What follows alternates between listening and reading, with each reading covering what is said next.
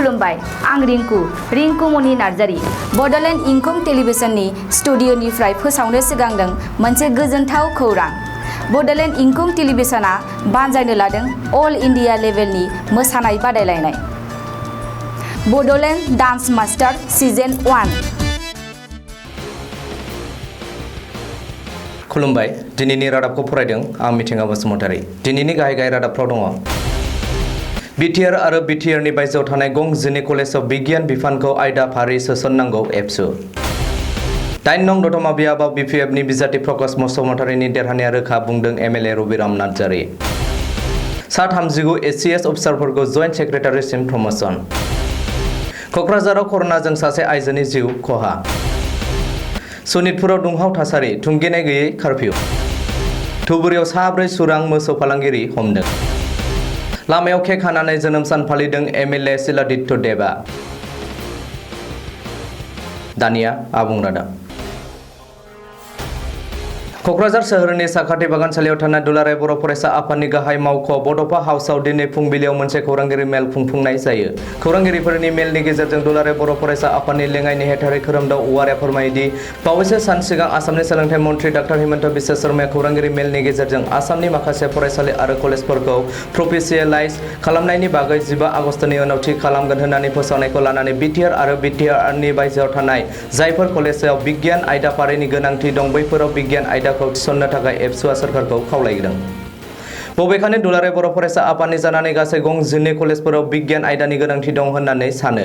बेफोर कलेजफोरानो जाबाय Janata college Serfanguri, Kokrajhar girls college Kokrajhar, Basugaon college Chirang, Bengtol college Chirang, Salbari college Baksa, B B Kisan college Baksa, Gyanpeeth degree college Baksa, Khairabari college Udalguri, Mazbat college Mazbat, Murkongselek college Dhemaji, Sarupathar college Golaghat, टं नकबे college Karbi आंलंआव बिगियान आयदा थाथारनांगौ होननानै रायजो सोरखारखौ खावलायो। बेजों लोगोसेनो गोदान सोलोंथाइ खान्थिनि रोजा-निजिखौ मावफुंनायनि सिगां बिटिआर आरो आसामनि सिङाव थानाय माखासे फरायसालिफोरखौ गुदि फरायसालिनिफ्राय लानानै गोजौ फरायसालिसिम माखासे लांदां पस्टफोरखौ सुस्रांगोन आरो सम बादियै बिजाबफोरखौ दिहुननांगोन होननानै खोरोमदाव औवारिया दाबि दैखाङो। मख'नो गोनांदि थांनाय 27 जानुवारि 2020 मायथाइयाव जालांनाय बिटिआर गोरोबथानि 6.3 दफायाव थानाय बिटिआरनि स्कुल कलेज आरो बिटिआरनि बायजोआव थानाय बर' बिजोंनि फरायसालिफोराव फोरोंगिरिफोर आरो लेक्सारारफोर थिसननो आरो नांगौ रोखोमनि गोनांथिफोरखौ थाबैनो मावफुंनानै होनो खुंथाय सोरखारनिसिम खावलायो।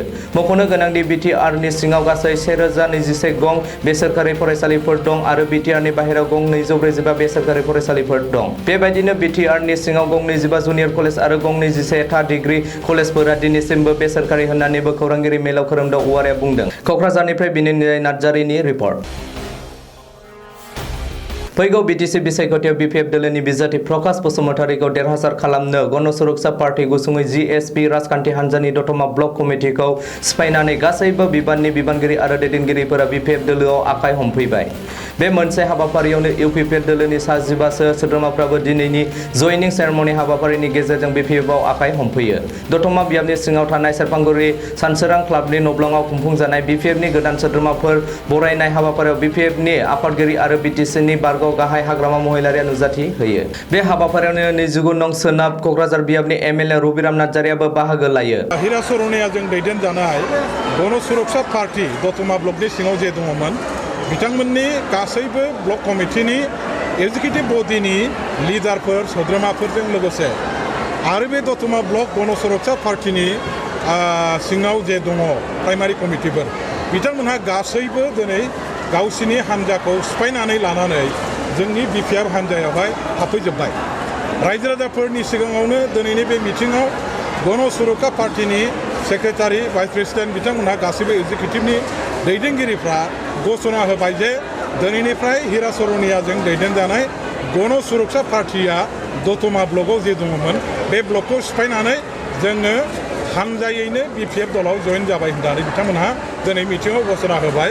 गासै 300 जननि बारा ब्लक कमिटि प्राइमारि कमिटिनि सोद्रोमाफोर दैदेनगिरिफोर गण सुरक्षा पार्टीनिफ्राय जइन जादों आरो बेजों लोगोसे 15 जन इउपिपिएलनि हान्जानि सोद्रोमा बिथांमोनहा जोंनि बिपिएफ हान्जायावहाय दिनै जगदान जादों। बबेखानि गुबुन गुबुन राजखान्थि दोलोनिफ्राय गासै सा 350निबो बांसिन सुबुंफोरा बिपिएफ दोलोआव आखाइ हमफैयो होननानै एमएलए रबिराम नार्जारिया खौरांगिरिफोरनि सिगाङाव फोरमायो आरो फैबाय थानाय बिटिसि बिसायख'थियाव 8 नं दतमा बियाबनि बिपिएफनि बिजाथि प्रकाश बसुमतारीनि देरहासारनाया रोखा जाबाय होननानैबो रबिराम नार्जारिया बुंदों।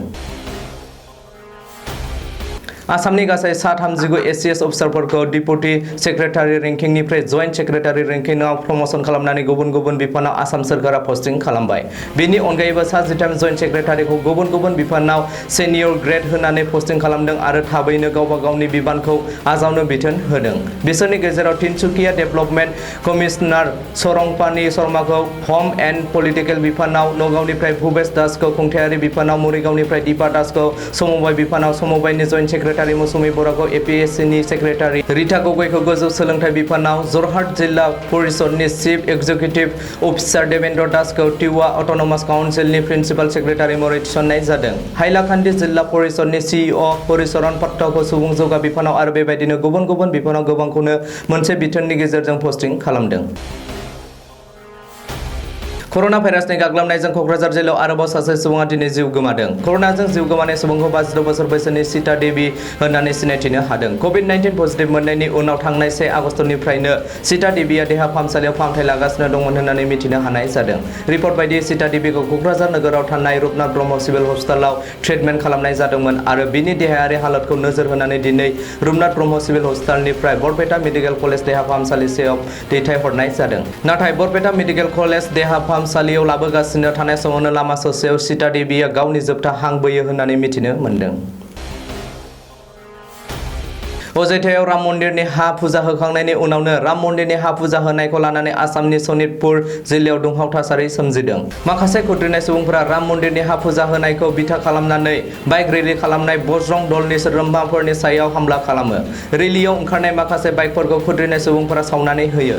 बे जाथाया जादों सनितपुर जिल्लानि थेलामारायाव। बबेखानि बे जाथायनि बागै जिल्ला बेंगिरिया मोनाबिलियाव खौरां लाहैनाय समाव जिल्ला बेंगिरिखौबो दुथांफोरा हामला खालामदों होननानै मिथिनो मोननाय जादों। बे हिंसायारि जाथायखौ लोब्बा लानानै थांनाय हरनि 10 रिंगायाव जिल्ला खुंथाया थेलामाराजों लोगोसे दिखियाजुलि पुलिस थानानि बेन्दोंआव थुंगेनाय गैयै कारफिउ जारि खालामनाय जायो।